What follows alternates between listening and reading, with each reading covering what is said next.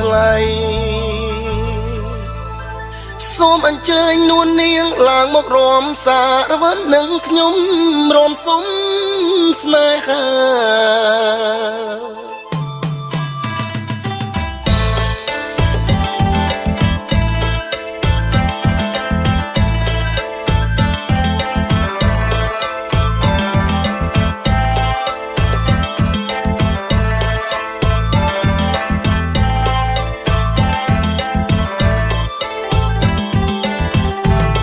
លងស្នេហ៍សារវ័នលងស្នេហ៍លងស្នេហ៍សារវ័នលងស្នេហ៍រៀមលងស្នេហ៍សារវ័នអើ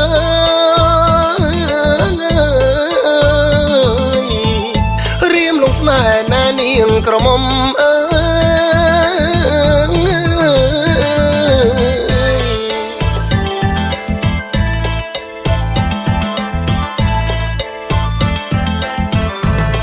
ក្រមុំនាងនៅស្រុកណាយល់ភត្រាដែលដីអេសានឃើញភ្លៀមរៀនចងរាប់អានសុំប្រានស្ងួនរំសារវ័ន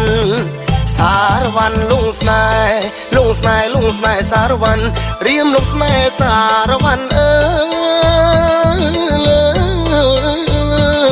យគុណពីក្រោយចង់កែអង្គក្រងពលទាំងសងក្រហមមុនខៃភ្នែកទាំងសងខ្មែរដូចជានៅច្នៃរៀមគយគុណមើលអសំជើងដៃឬតលងស្នេហ៍ថ្លៃព្រោះតែស្រីល្អណាស់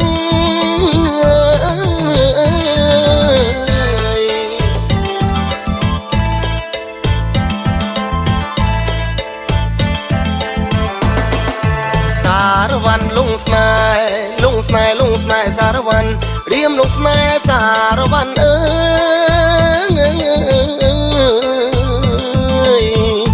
ទេពអប្សរកលអមិនដល់បើរៀមមិនបានយល់អំពលរីងរៃមួយជាតិនេះសូមប្រាថ្នាផ្កាស្រីរៀមមកពិនជាខ្សែបាប់ផ្កាស្រី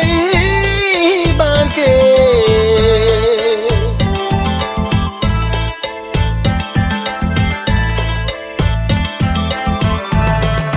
សារវ័នលងស្នេហ៍លងស្នេហ៍លងស្នេហ៍សារវ័នរៀមលងស្នេហ៍សារវ័នអើ